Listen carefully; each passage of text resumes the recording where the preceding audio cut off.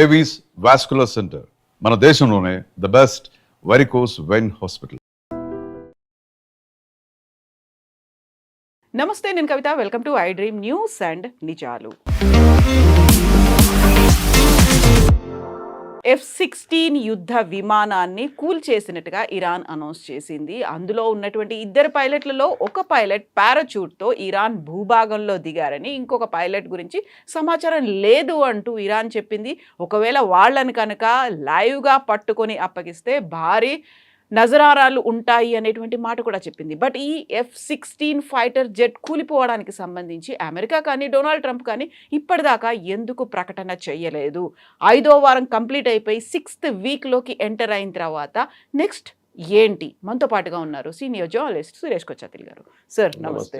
So ఈ రోజుకి చూసుకుంటే 5th వీక్ కంప్లీట్ అయిపోయింది, 6th వీక్లో కూడా ఎంటర్ అయిపోయిన తర్వాత ఇరాన్ నుంచి వస్తున్నటువంటి న్యూస్ చాలా పెద్ద న్యూస్. అమెరికాకు చెందినటువంటి F-16లను కూల్ చేశాము, పారాచూట్ సహాయంతో పైలట్స్ దిగారు, ఇరాన్లో ఉన్నారు అనేది. ఇది నిన్న రాత్రి జరిగింది, అంటే ఇరానియన్ టైం డే టైంలో జరిగింది. ఒక F-16 ఎయిర్క్రాఫ్ట్ని, F-16E ఎయిర్క్రాఫ్ట్ని ఇరాన్లో ఉన్న యాంటీ ఎయిర్క్రాఫ్ట్ ఫైర్ అని చెప్పలేము, it looks like a shoulder held missile fire చేశారు. దాంతో ఇట్ హిట్ ద ఎయిర్క్రాఫ్ట్. దాంట్లో ఉన్న ఇద్దరు, ఒకరు pilot and the second was a tactical officer. Fire చేస్తారు వాళ్ళు, ఫైరింగ్కి కూర్చుంటారు దాంట్లో. The pilot does not fire the weapon. Okay, single engine అంటే పైలట్ చేస్తారు, కానీ దీంట్లో డబుల్ ఇంజిన్ ఉంది and it's a double seating aircraft. So ఇద్దరు ఉంటారు, ఒకరు pilot and one is a gunner or usually a tactical officer. So ఈ second person is missing. First పర్సన్ని ఎజెక్ట్ చేస్తారు రెండు. మీకు తెలిసి ఉంటుంది, ఎయిర్క్రాఫ్ట్లో, మిలిటరీ ఎయిర్క్రాఫ్ట్లో, స్పెషలీ ఫైటర్ ఎయిర్క్రాఫ్ట్ ట్రాన్స్పోర్ట్లో ఛాన్స్ లేదు. మనం చూసాం, అమెరికాది ఒక రీఫ్యూలింగ్ ట్యాంకర్ కూలిపోయి 6 మంది చనిపోయారు. There is no we can escape it. అది లైక్ ఎ రెగ్యులర్ ఎయిర్క్రాఫ్ట్ అది. కానీ ఫైటర్ ఎయిర్క్రాఫ్ట్లో అడ్వాంటేజ్ ఏంటంటే you have ejection button next to your seat. మీరు aircraft completely out of control అయిపోతే you press the ejection button. దాంతో ఏమవుతుందంటే ఆ పైన ఉన్న కెనోపీ ఓపెన్ అవుతుంది and you get thrown in to the thing. It is like rocket taking out 26 times gravity. అంత ఫోర్స్తోని మిమ్మల్ని ఎజెక్ట్ చేస్తుంది, ఎందుకంటే aircraft is going out of control. So ఎప్పుడు ఎయిర్ ఫోర్స్లో మన దగ్గర కూడా ఏం నేర్పిస్తారంటే try and rescue the aircraft. కానీ ఎయిర్క్రాఫ్ట్ కన్నా ఎక్కువ విలువ మీ జీవితం. మీకు ఒక పైలట్ని ట్రైన్ చేసి ఒక లెవెల్ దాకా, ఒక వింగ్ కమాండర్, స్క్వాడ్రన్ లీడర్ లెవెల్కి తీసుకొచ్చే కోట్లు ఖర్చు అవుతుంది. సో యువర్ లైఫ్, ఎయిర్క్రాఫ్ట్ పోతే పోయింది, కానీ you can buy a new aircraft. But చనిపోతే మీతోని మీ ఎక్స్పీరియన్స్ కూడా పోతుంది. అండ్ మోర్ ఇంపార్టెంట్లీ మీ మీద ఖర్చు పెట్టిన డబ్బులంతా వేస్ట్ అవుతుంది. చాలా expensive. So you're has to eject. హెలికాప్టర్లో ఎజెక్షన్ లేదు. హెలికాప్టర్ ఆల్సో ఒక రాయి పడేటట్లు పడుతుంది కింద. దానికోసం అరుణాచల్ ప్రదేశ్ కానీ మిగతా చోట్ల మీరు చూస్తుంటాం. మొన్న కూడా ఒక సుఖాయ్ రాజస్థాన్, ఇక్కడ అరుణాచల్ ప్రదేశ్ వైపు వీ లాస్ట్ వన్ Su-57. దాంట్లో they could not unfortunately eject. ఏమైందో తెలియదు. రాత్రిపూట ఒక ట్రైనింగ్ ఫ్లైట్ ఉండేది. సో ఒక్కొక్కసారి ఎజెక్ట్ చేస్తారు, ఒకసారి చేయరు. పైలట్స్ ఏం చూస్తారంటే ఎప్పుడు మీరు ఎస్పెషల్లీ ఒక ఏం చెప్తారు, హ్యూమన్ హ్యాబిటేషన్ ఉన్న ప్లేస్ మీద, ఒక సిటీ లాంటి హైదరాబాద్, మాకు ఎప్పుడు భయం. మా ఇంటి దగ్గర పొద్దున 6 గంటలు కాగానే మొదలవుతుంది. మా దగ్గర హండిగల్ నుంచి ఉన్న ఫిక్స్డ్ వింగ్ ఎయిర్క్రాఫ్ట్ ట్రైనింగ్ వాళ్ళది. మా పైనుంచి చాలా సౌండ్లో వెళ్తూ ఉంటాం, ఒకరి తర్వాత ఒకరు. రాత్రిపూట కూడా అంతే. వెరస్ హకీంపేట్లో హెలికాప్టర్ ట్రైనింగ్ నడుస్తుంది. That is not so noisy. వాళ్ళు అటువైపు వెళ్తారు, టువర్డ్స్ యాప్రాల్ కానీ షామీర్పేట్ వైపు నుంచి they go to that side of city. వీళ్ళేమో కోంపల్లి, మెడ్చర్ దానిపై నుంచి ఫ్లై చేస్తుంటారు. They are trained in it, training flights అది. దాని తర్వాత they get in to the regular aircraft. ఇది ఎట్లయిపోయిందంటే మన ఒక యంగ్స్టర్ని తీసుకొని వాళ్ళని ఫ్లయింగ్ నేర్పించేటప్పుడు, ఒక స్కూటర్ నడిపిస్తున్న, ఒక బైక్ నడిపిస్తున్న ఒక యంగ్స్టర్కి సడన్లీ మీరు ఒక లంబాగ్ని ఇచ్చారు నడిపిరా అని చెప్పేసి, they cannot fathom the speed. చాలా మటుకు యాక్సిడెంట్స్ మీరు చూసుంటారు బాంబేలో కానీ మిగతా చోట్ల. ఈ యంగ్స్టర్స్ ఒక ఫెరారీ లేకుంటే పెద్ద పెద్ద లంబాగ్ని లాంటి కార్లు తీసుకెళ్ళి దే క్రాష్. ఎందుకంటే దాని స్పీడ్ అట్లా ఉంటుంది. It suddenly picks up speed అన్నమాట. సో అట్లాంటి పరిస్థితుల్లో పైలట్స్ని ఫస్ట్ నేర్పించేది ఏంటంటే you try and survive. Okay, దీంట్లో కూడా పెద్ద ఒక ట్రైనింగ్ ఉంది, సర్వైవల్ ట్రైనింగ్ ఒకటి ఉంది కవిత గారు. అది చాలా ఇంపార్టెంట్. ఈ సర్వైవల్ ట్రైనింగ్ మీద ఉంటుంది వీళ్ళకి ఏం నేర్పిస్తారంటే మీరు ఒక ఎనిమీ టెరిటరీలో ఎజెక్ట్ అయి పడిపోద్ది. That's most dangerous scene. ఒక ఎనిమీ టెరిటరీ, అభినందన్ మనకు తెలిసిందే, ఎగ్జాక్ట్లీ పాకిస్తాన్ సైడ్లో వెళ్ళారు, ఆయన కొట్టారు, వాళ్ళు చేస్తారు అది. ఈవెన్ మన కువైట్లో ఫ్రెండ్లీ ఫైర్లో 3 అమెరికన్ F-16 కొట్టారు కువైత్ వాళ్ళు. అది తెలియకుండా కొట్టారు, ఫ్రెండ్లీ ఫైర్ అంటున్నారు, మనకు యాక్చువల్లీ ఏం జరిగింది తెలియదు, కానీ ఆల్ ద 3 పైలట్స్ ఎజెక్టెడ్. కానీ దాంట్లో ఒక పైలట్ ఎజెక్ట్ అయ్యి ఆ ఎయిర్క్రాఫ్ట్ వాళ్ళ పెరిమీటర్ బయట వెళ్ళి పడ్డాడు, ఎయిర్ ఫోర్స్ బేస్. అక్కడున్న లోకల్స్ ఏమనుకున్నారంటే ఈయనేదో ఇజ్రాయెల్ నుంచి వచ్చిన పైలట్ అని చెప్పి ఆయన కొట్టడానికి వెళ్ళారు. Then he had to clearly say no I'm American అంటే మళ్ళీ వాళ్ళు అర్థం చేసుకున్నారు అది. లేకుంటే ఫస్ట్ ఇప్పుడు ఇరాన్ కూడా ఏమంటున్నారంటే ఫస్ట్ పైలట్ని వాళ్ళు రెస్క్యూ చేశారు, చేసే ముందే వీళ్ళొక అనౌన్స్మెంట్ చేశారు టీవీలో, $50,000 మీరు పైలట్ని పట్టుకొని పోలీసు వాళ్ళకి అప్పగించేస్తే వీ విల్ పే యూ $50,000. కానీ ఇప్పుడు ఫస్ట్ పైలట్ని వీళ్ళు రెస్క్యూ చేశారు. అది ఎక్స్పెక్టెడ్, ఎందుకంటే వీళ్ళు ఎజెక్ట్ చేసి పారాషూట్తో కిందకి వచ్చినప్పుడు, అంటే ఎజెక్ట్ చేసిన తర్వాత సీట్ సపరేట్ అయిపోతుంది. ఇన్ఫ్యాక్ట్ నిన్న రాత్రి వీడియోలో చాలా మటుకు ఛానల్స్ చూపించారు, సీట్ చూపించారు పైలట్ది, మొత్తం ఆల్మోస్ట్ స్మాష్ అయిపోయింది అది. ఇట్ ఈస్ ఎక్స్పెక్టెడ్, ఎందుకంటే ఆ ఎజెక్షన్ స్పీడ్లో స్మాష్ అవుతుంది. దాని తర్వాత దే గో అప్ హెలికాప్టర్ పారాషూట్లో కిందకి దిగి వస్తారు. దిగుతున్నప్పుడే అన్నిటికంటే డేంజర్, ఎందుకంటే మీరు ఎనిమీ టెరిటరీలో దిగుతున్నారు, అక్కడ లోకల్స్ చేతికి దొరికితే మిమ్మల్ని చంపేస్తారు. సో వీళ్ళని ట్రైనింగ్ ఇచ్చేటప్పుడు ఏం నేర్పిస్తారంటే సర్వైవల్ ట్రైనింగ్, చాలా ఎక్స్పెన్సివ్ ట్రైనింగ్ అది. అంటే మీరు ఈవెన్ ఒక వారం రోజు కూడా మిమ్మల్ని ఎవరు కాంటాక్ట్ చేయలేకపోతే మీరు ఎట్లా సర్వైవ్ చేయాలి, even without taking food or water కూడా. మమ్మల్ని ట్రెక్కింగ్ టైంలో, నేను యాక్టివ్ ట్రెక్కింగ్ చేస్తున్నప్పుడు 10-15 సంవత్సరాల ముందు మాకు ట్రైనింగ్ ఇచ్చిన కర్నల్ రాజీవ్ శర్మ గారు మాకు ట్రైనింగ్ ఇస్తుండే. So he's to take us to forest, Ananthagiri అట్లాంటి ప్లేస్ తీసుకెళ్ళి అక్కడ చెట్ల మీద ఉన్న ఫ్రూట్స్ని ఐడెంటిఫై చేయమంటారు. కొన్ని ఫ్రూట్స్ యూ కెన్ ఈట్, కొన్ని తినకూడదు. అట్లనే మష్రూమ్స్, కొన్ని మష్రూమ్స్ పాయిజనస్, కొన్ని ఆర్ నార్మల్. సో మీరు నీళ్ళు ఇంపార్టెంట్, అగైన్ వాటర్ చాలా ఇంపార్టెంట్. సో నీళ్ళు కానీ ఫుడ్ కానీ ఇదంతా బేసిక్ మీ దగ్గర ఉండొచ్చు వాళ్ళ దాంట్లో. ఇంకోటి అంటే అన్నిటికన్నా ఇంపార్టెంట్, వీరు దిగంగానే వీళ్ళు ఒక బీకన్ ఆన్ చేస్తారు, ఒక వాచ్ లాగా ఉంటుంది వాళ్ళ దగ్గర. ఆ బీకన్ ఆన్ చేస్తే it connects you to a satellite and me rescue టీమ్కి చెప్తే మీరు ఎక్కడ ఉన్నారని. ఇది చాలా వాళ్ళకి ఒక రెస్క్యూ టీమ్స్కి ఒక ఐడెంటిఫికేషన్ వస్తుంది, ఈ ఏరియాలో ఉన్నారని చెప్పి. మళ్ళీ దాన్ని రెస్క్యూ చేయడానికి స్పెషల్ టీమ్స్ ఉన్నారు.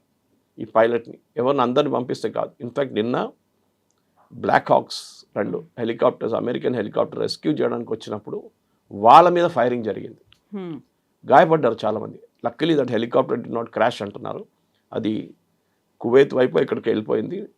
They were able to land అక్కడ. సో ఒక పైలట్ దొరికారు, ఒకరు దొరకలేదు. కానీ మీరు చెప్పిన మాటకి అమెరికా అంగీకరించారు. అమెరికన్ గవర్నమెంట్ అనేది, Pentagon has said yes we lost 1 aircraft, we recovered 1 pilot. కానీ పీట్ హెస్గెత్ వార్ సెక్రటరీ కానీ వాళ్ళ చీఫ్ ఆఫ్ స్టాఫ్ ఆయన దానికి ఏం మాట్లాడలేదు. ప్రెసిడెంట్ ట్రంప్ అయితే అసలు మాట్లాడలేదు. నేను రాత్రి నుంచి చాలా మటుకు ఎమర్జెన్సీ మీటింగ్స్ నడుస్తుందంట ప్రెసిడెంట్ ట్రంప్ వైట్ హౌస్లో. ప్రెసిడెంట్ ట్రంప్ యూజువలీ ఫ్రైడే రోజు ఫ్లారిడాకి వెళ్ళిపోతారు, మారాలాగోకి వెళ్ళిపోతారు, గోల్ఫ్ ఆడడానికి ఆయన ఇంటికి వెళ్ళిపోతారు. ఆయన ఇవాళ వెళ్ళలేదు, అక్కడే ఉన్నారు, వైట్ హౌస్లో ఉన్నారు. ఎందుకంటే ఈ పైలట్ సంగతి తెలియదు మనకి. ఇది చాలా ఎంబరాసింగ్ ఎక్కడైతుందంటే కవిత గారు, ప్రెసిడెంట్ ట్రంప్ ఏం చెప్పారు మొన్న స్పీచ్లో, we are completely decimated Iran. Iran దగ్గర ఏం లేదు, యాంటీ ఎయిర్క్రాఫ్ట్ గన్ లేదు, రాడార్ లేదు, ఏం లేదు. అప్పుడు చెప్పండి, రాడార్ లేనప్పుడు వీళ్ళకి F-16 వస్తుందని ఎట్లా తెలిసింది? వాళ్ళ దగ్గర ఇప్పుడు కూడా ఉంది. ఇన్ఫ్యాక్ట్ ఇవాళ న్యూయార్క్ టైమ్స్ ఒక ఆర్టికల్లో చాలా క్లియర్గా రాశారు, ఇరాన్ దగ్గర ఉన్న ఆయుధాలు కానీ, వాళ్ళ రాడార్ కానీ, వాళ్ళ యాంటీ ఎయిర్క్రాఫ్ట్ సిస్టమ్ కానీ ఆల్మోస్ట్ 35-40% ఇంటాక్ట్ ఉంది, ఇంత బాంబింగ్ జరిగిన తర్వాత. అదే ఈ ఎయిర్క్రాఫ్ట్ మీద జరిగిన దాడికి చాలా పెద్ద కారణం. And I think it's a big embarrassing moment ట్రంప్కి. దానికోసం ఆయన మాట్లాడలేదు. ఇంతకు ముందు కూడా F-16 కాదు, F-13, F-35 ఇలాంటివన్నిటిని కూల్చేస్తామని ఇరాన్ చెప్పినప్పటికీ కూడా అప్పుడు దాన్ని కాదు అనే మాట కండెమ్ చేసింది. బట్ ఈసారి అసలే మాట్లాడట్లేదు అనుకున్నప్పుడు ఏదో జరిగింది అనేది ఉంది. బట్ ఇజ్రాయిల్ ఏం చేస్తోంది అనేది కూడా బయటికి తెలియట్లేదు, అమెరికా ఏం చేస్తుంది అనేది తెలియట్లేదు. బట్ ఇరాన్ ఈజ్ స్ట్రాంగ్గా అలాగే ఉంది. ఇన్ఫాక్ట్ F-35 కొట్టిందని అమెరికా వాళ్ళు అంగీకరించారు. Pentagon said yes we got hit, CENTCOM వాళ్ళు అన్నారు, సెంట్రల్ కమాండ్ అన్నారు yes aircraft got hit but pilot managed to land the aircraft. ఎక్కడ? అది కువైత్ ఉండొచ్చు, బహ్రెయిన్, వాళ్ళ అన్నిట్లో వాళ్ళకి బేసెస్ ఉన్నాయి. పక్కన ఇరాక్లో కూడా బేస్ ఉంది వాళ్ళకి. సో ఎక్కడైనా దిగుంటారు వాళ్ళు. ఈ aircraft flies at twice the speed of sound, thrice the speed of sound. So వాళ్ళకి 500 కిలోమీటర్లు అంటే వాళ్ళు ఒక 10 నిమిషాలు 5 నిమిషాలు వెళ్ళిపోతారు. నథింగ్ ఫర్ దెమ్ అనమాట. అండ్ నెక్స్ట్ ఎయిర్ ఫీల్డ్ ఎక్కడ ఉంటుంది వాళ్ళకి, ఎప్పుడు ఫ్లై చేసే ముందు they have emergency air fields to land. Regular వాళ్ళది ఉంటుంది. మొన్న మీకు గుర్తుంటుంది కవిత గారు, ట్రివాండ్రం ఎయిర్పోర్ట్లో, తిరువనంతపురం ఎయిర్పోర్ట్లో ఒక బ్రిటిష్ F-35 వచ్చి దిగింది. ఆల్మోస్ట్ ఒక 45 డేస్ 45 డేస్ అక్కడ ఉంది. దాన్ని ఫస్ట్ వాళ్ళు అన్నారు వెదర్ ప్రాబ్లం అన్నారు, తర్వాత ఇంజిన్ ప్రాబ్లం అన్నారు, తర్వాత హైడ్రాలిక్ ప్రాబ్లం అన్నారు. మళ్ళీ మొత్తం ఒక టీం రావాల్సి వచ్చింది. 25 మంది వచ్చి రిపేర్ చేసి తీసుకెళ్లారు దాన్ని. ఆ ఎయిర్క్రాఫ్ట్ టేక్ ఆఫ్ చేసింది ప్రిన్స్ ఆఫ్ వేల్స్ అని చెప్పి వాళ్ళకి ఎయిర్క్రాఫ్ట్ క్యారియర్ ఉంది. దాని నుంచి టేక్ ఆఫ్ చేశారు. అదొక ఎక్సర్సైజ్కి వచ్చింది. మలేషియా దాకా వెళ్తుంది. So it was somewhere near Cochin. ఈ ఎయిర్క్రాఫ్ట్ ఫ్లై చేస్తున్నప్పుడు ప్రాబ్లం వచ్చింది. వీళ్ళకి ఏమంటారంటే, ఒకటి మీ primary landing is in the ship, కాకపోతే మీకు 3-4 ఎయిర్ ఫీల్డ్స్ వస్తారు. ఇక్కడ దిగొచ్చు, ఇక్కడ దిగొచ్చు, ఇక్కడ దిగొచ్చు. అండ్ దెన్ ఈ ఎయిర్క్రాఫ్ట్లో ఉన్న మెయిన్ వాళ్ళ ఎయిర్ ఫోర్స్ ఎవరో ఉన్నారు కోఆర్డినేటర్, వాళ్ళు ఈ 3 ఎయిర్ ఫీల్డ్స్ని ఇన్ఫార్మ్ చేస్తారు. మా ఎయిర్క్రాఫ్ట్ ఇక్కడ ఫ్లై అవుతుంది, we have been designated as an emergency air field to land. మీరు షూట్ చేయకండి, ఓకే, బికాజ్ అది ఎవరో అన్ఫ్రెండ్లీ ఎయిర్క్రాఫ్ట్ చూడంగానే we will open anti aircraft fire. So దాంతోనే వాళ్ళు దిగారు అక్కడ ట్రివాండ్రం. దీనికి ఒక కోడ్ కూడా ఉంటుంది. Okay, it's called friend or ఫో. కోడ్ ఇస్తారు. ఏదో స్పెసిఫిక్ కోడ్ ఇచ్చినప్పుడు వాళ్ళు అది అంటారు.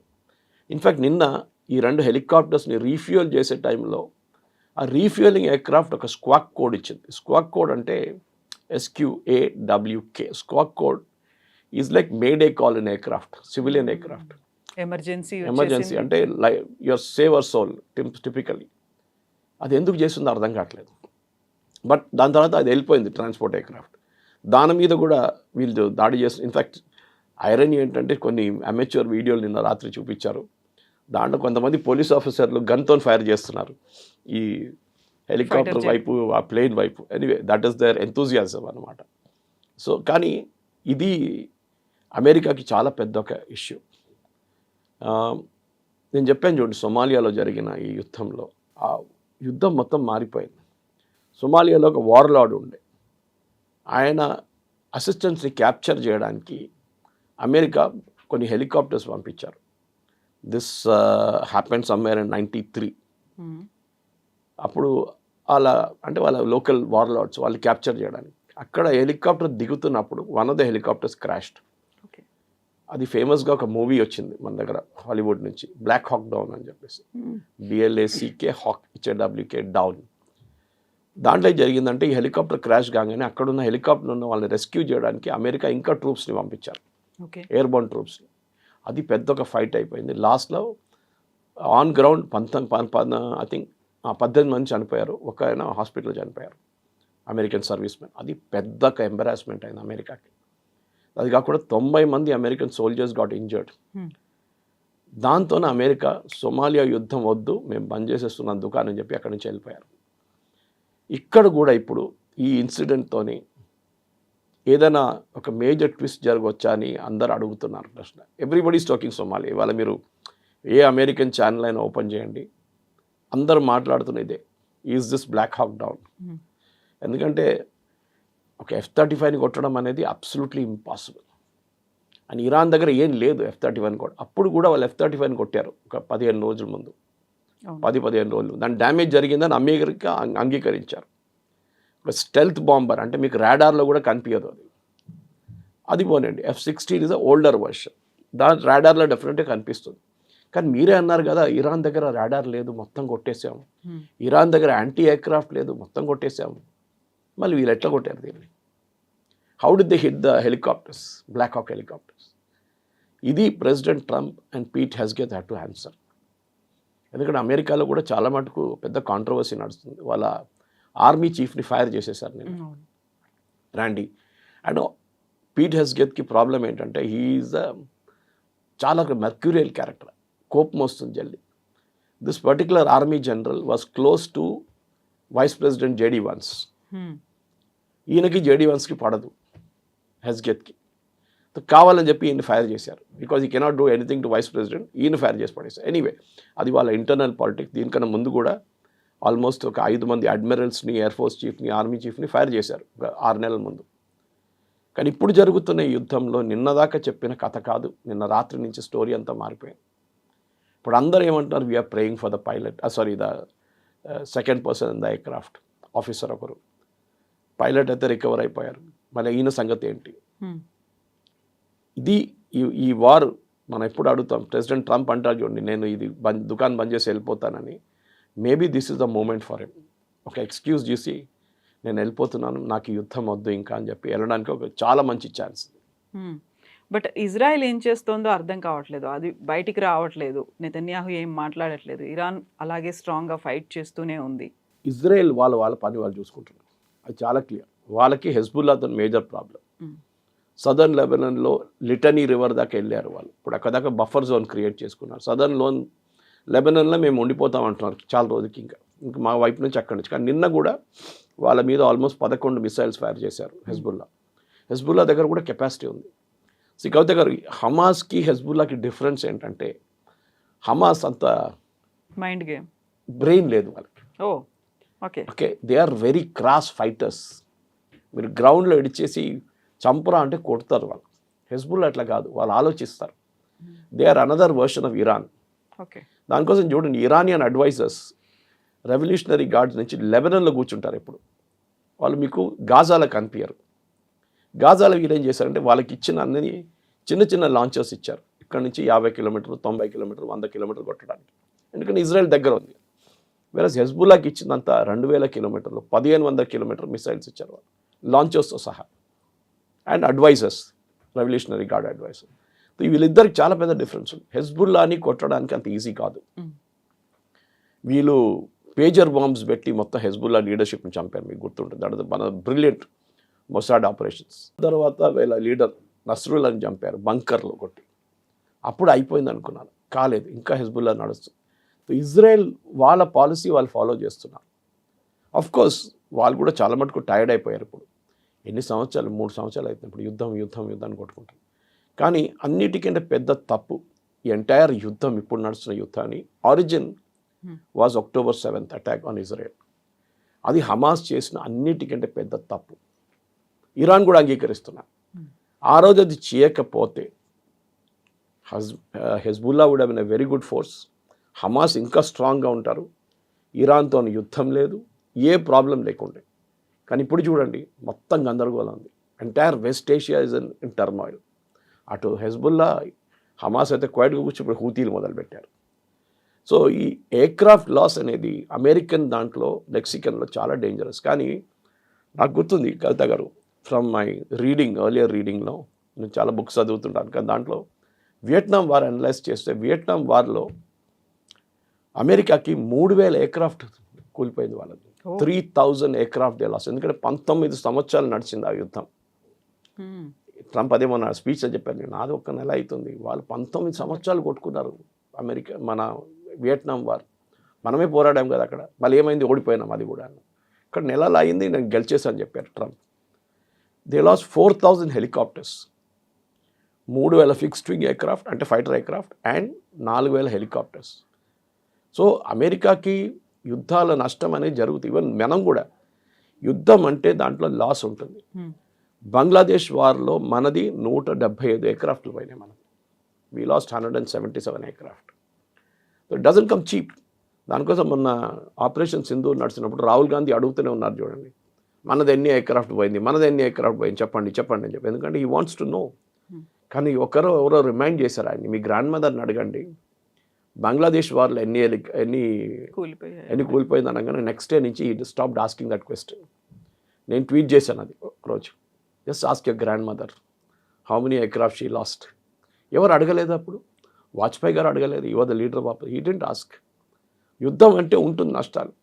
మోదీ గారు అదే అన్నారు, 4 రోజుల్లో ఆపరేషన్ సింధూర్ ఎందుకు ఫినిష్ చేశామంటే, అది పొడిగిస్తే వీ వుడ్ ఆల్సో లాస్ట్. మన దగ్గర చనిపోతారు, అటువైపు చనిపోతారు, ఇక్కడ కూడా చనిపోతారు.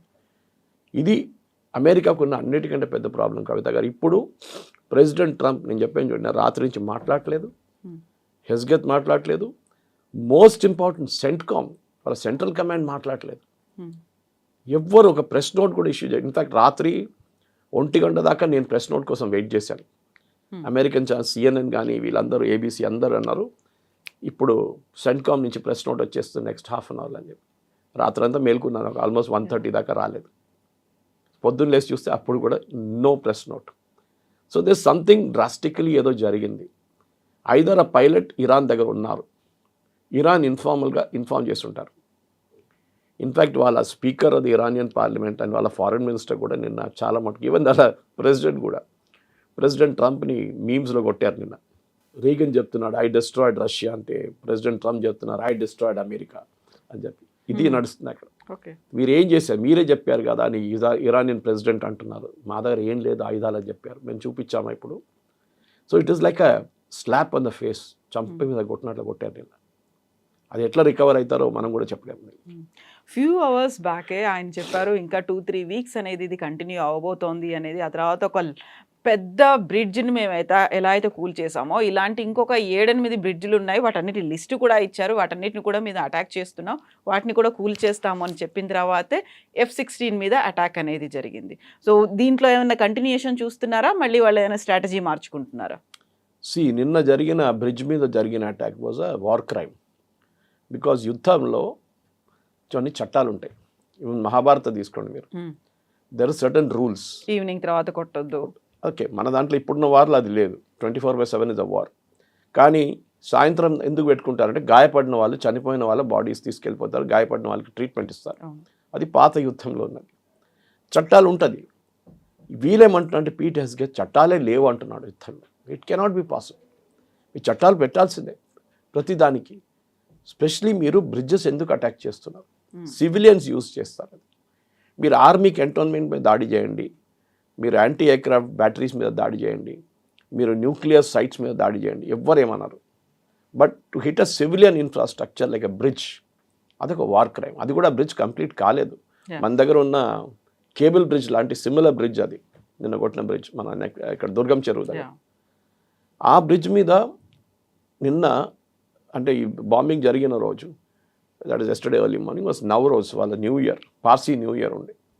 సో ఆ రోజు నేను బహుశా మీకు చెప్పుంటాను, ఎవరు ఇంట్లో కూర్చోరు అప్పుడు, వీళ్ళందరూ పిక్నిక్ లాగా బయటికి వెళ్తారు. It is considered very inauspicious to sit at home that day. వీళ్ళందరూ అయితే మన దగ్గర కూడా పార్సీ సెలబ్రేట్ న్యూ ఇయర్. వీళ్ళు వెళ్తూ ఆ టైంలో ఈ బాంబింగ్ జరిగింది. 8 మంది చనిపోయారు. దాంట్లో there was one lady who lost sister and her family totally. వాళ్ళ ఇల్లు దాని కింద ఉండే, బ్రిడ్జ్ కింద. ఇజ్రాయెల్ అండ్ US చేసిన ఈ దాడికి, కంబైన్ దాడిలో డెఫినెట్గా ఒక వార్ క్రైమ్ జరిగిందని USలో ఉన్న సెనేటర్స్ అంటున్నారు, డెమోక్రాటిక్ సెనేటర్స్ అంటున్నారు. మీరు ఎప్పుడైనా ఎలక్ట్రిసిటీ మీద కొట్టకూడదు, వాటర్ రిసోర్స్ మీద కొట్టకూడదు, బ్రిడ్జెస్ మీద కొట్టకూడదు. ఇదంతా సివిలియన్స్ యూజ్ చేస్తారు. సో ఇంటర్నేషనల్ లెవెల్లో దీన్ని వార్ క్రైమ్ అంటారు. అంటే యుద్ధం అయిపోయిన తర్వాత ట్రంప్ మీద కేసు పెట్టచ్చు for having committed war crimes. Trump ఏమో ఇదొక పెద్ద అచీవ్మెంట్ లాగా మాట్లాడుతున్నాడు. మేము బ్రిడ్జ్లు కూల్చేస్తాం, మేము మీ డీసాలినేషన్ ప్లాంట్స్ని కొడతాం. వీళ్ళు ఊరుకుంటారా? ఇరాన్ వాళ్ళు నిన్న ఒక పెద్ద లిస్టు రిలీజ్ చేశారు, 7, 8, 9 బ్రిడ్జ్లు మేము కూస్తాం. దాంట్లో one of the most important bridge is what my daughter travel the other day from Bahrain to Dammam. అంటే బహ్రెయిన్ సౌదీ అరేబియా కనెక్ట్ చేస్తున్న బ్రిడ్జ్ 24 కిలోమీటర్ ఉంది అది. It is called a causeway. అది కొన్ని ప్లేస్ ఇట్లా వెళ్ళి ఇట్లా కూడా వస్తుంది. దాంట్లో సెంటర్లో is the immigration checkpoint Saudi Arabia and బహ్రెయిన్కి. మీరు దాన్ని కొట్టారనుకోండి, దాని ఇంపాక్ట్ ఏముంటుంది. 90,000 మంది యూజ్ చేస్తారు ఆ కాజ్వే ఎవ్రీడే. ఒకటే చెప్తాను, then there is Dubai and Abu Dhabi connect చేస్తారు. కాజ్వే అది ఒక హైవే ఉంది, బ్రిడ్జ్ ఒకటి ఉంది, I think it's King Zayed's name it is. అది కూడా కొడతా అంటున్నారు ఇరాన్. అప్పుడు ఆలోచించండి డ్యామేజ్ ఎంత జరుగుతుంది. నిన్న ఒక desalination plant, Kuwait desalination plant మీద అటాక్ జరిగింది, కానీ ఇరాన్ దాన్ని ఖండించారు సర్ప్రైజింగ్లీ.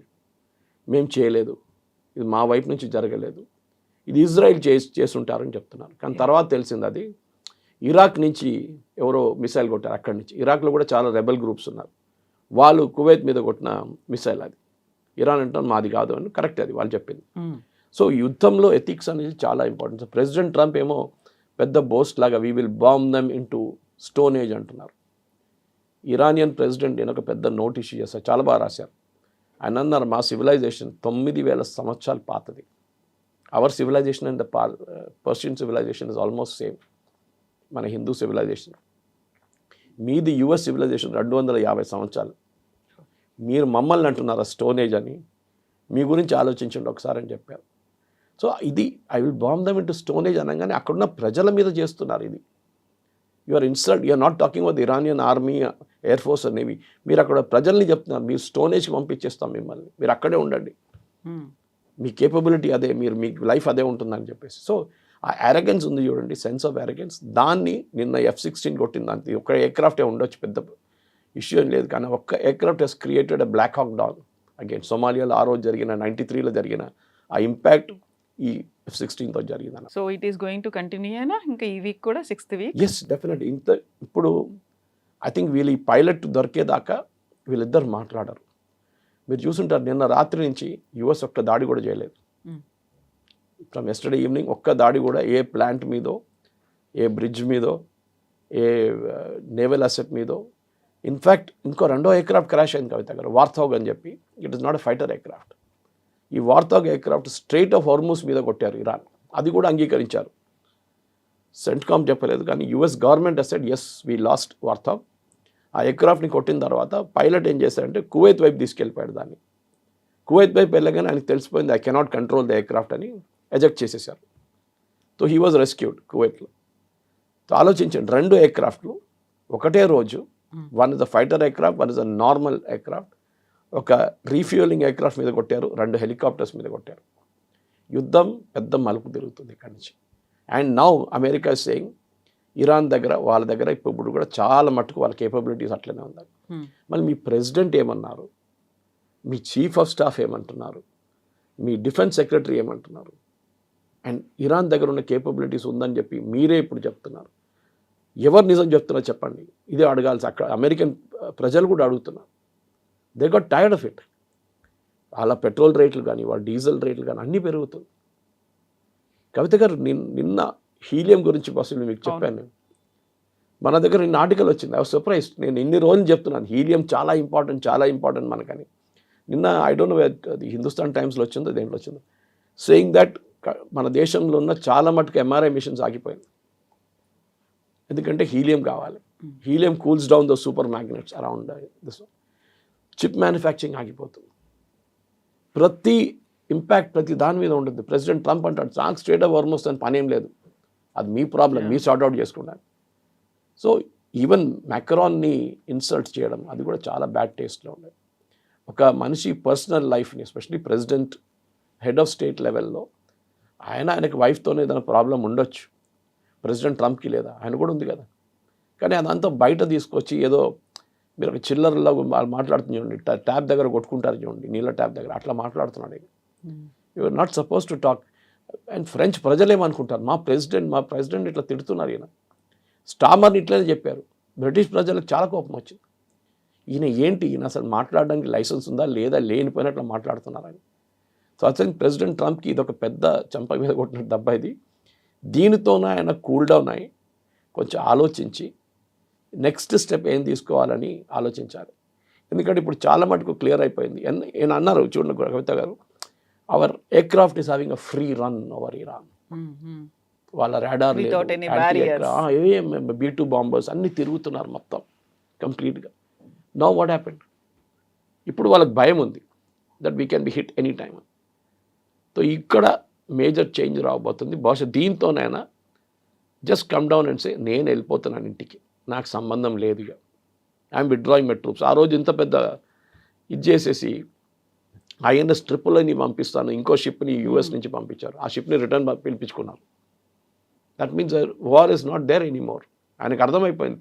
మీరు ఇరాన్ అంటే మీరేదో వెనిజువేలా అనుకున్నారు, కాదు. Iran is a different cup of tea altogether. వాళ్ళకి ఫైటింగ్ కెపాసిటీ ఉంది, అది ట్రంప్ ఇప్పుడు నేర్చుకున్నారు. ఇది వాళ్ళ పెద్ద మిస్కాల్కులేషన్ జరిగిందనమాట. దాంతోనే యుఎస్కి ఒక వియట్నాం మూమెంటో లేకుంటే ఒక సొమాలియా మూమెంట్ వచ్చింది. ఇప్పుడు ఇది పాత హిస్టరీ నుంచి నేర్చుకొని విత్డ్రా చేసి వెళ్ళడం చాలా మంచిది. Thank you so much sir. Thank you. And for more videos, please subscribe to iDream. Please subscribe to iDream. Please subscribe iDream. And please subscribe to iDream. For more videos, subscribe to iDream. please like, share and subscribe to the channel. Congratulations, iDream. Subscribe to iDream.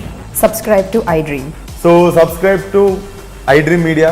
I డ్రీమ్కి iDream team అందరికీ huge congratulations. Please subscribe iDream Media. Please subscribe to iDream. Subscribe iDream. Please subscribe to iDream. iDream అంటే నా కళల ఛానల్ను subscribe చేసుకున్న నోరు తిరుగుతలేదు, మీరైతే గంట గుర్తు కొట్టండి. For more such videos, please subscribe to iDream. Subscribe to iDream. Please subscribe to iDream. Please subscribe iDream Media. Please do subscribe to iDream. Please subscribe to iDream Media. For best entertainment and information, please subscribe iDream. And don't forget to subscribe to iDream.